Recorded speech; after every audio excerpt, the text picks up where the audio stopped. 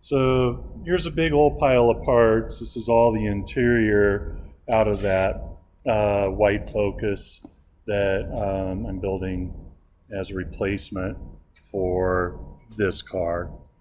And this car right here, this yellow Focus, the reason that I'm replacing it is because, as I said in one of the earlier episodes, I lost a battle with on-track contact to a Subaru. In other words, we wrecked. So there's the wheel that was on the back of the car. And here you could see that the wheel and tire assembly is not sitting anywhere near how it should. It's hard to tell in this video, but believe me, it's not even close. It's towed way in and it's cambered way negative.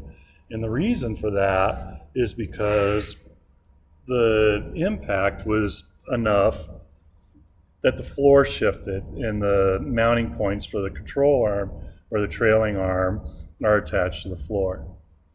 This body ended up being much rustier than I thought it was going to be. This is not paint transfer. This is rust under this paint that's now showing through.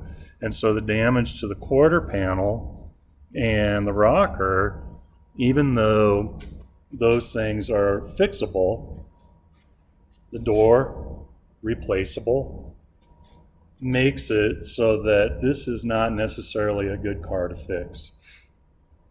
I was able to get that other chassis pretty cheap, and it's very rust free.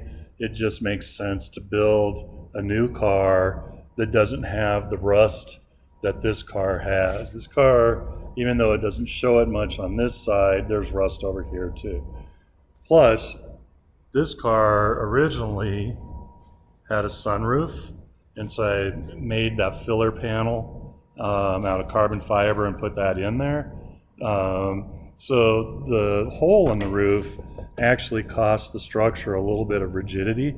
So if I build a non-rusty body with no sunroof, it should be a more rigid chassis, which means that it should be able to handle a little bit better than this one would.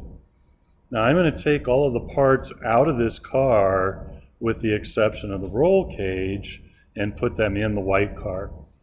That's going to help me as far as how long it's going to take to put this car together, because I'm not going to have to worry about going to the wrecking yard and getting an engine and a transmission and things like that.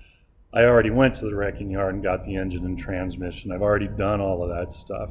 So that means that instead of a project like this that originally took me about 7-8 months to build, I hope to do this entire build in about 6 weeks and be ready to go by the beginning of the season. So there's going to be a lot of work to do to get us to that point.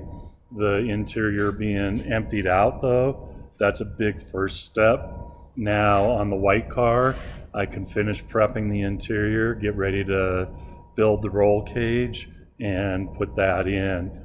So that's kind of where I'm at, and that's all I've got for this installment, I guess you'd say, of how to build a race car sort of cheap.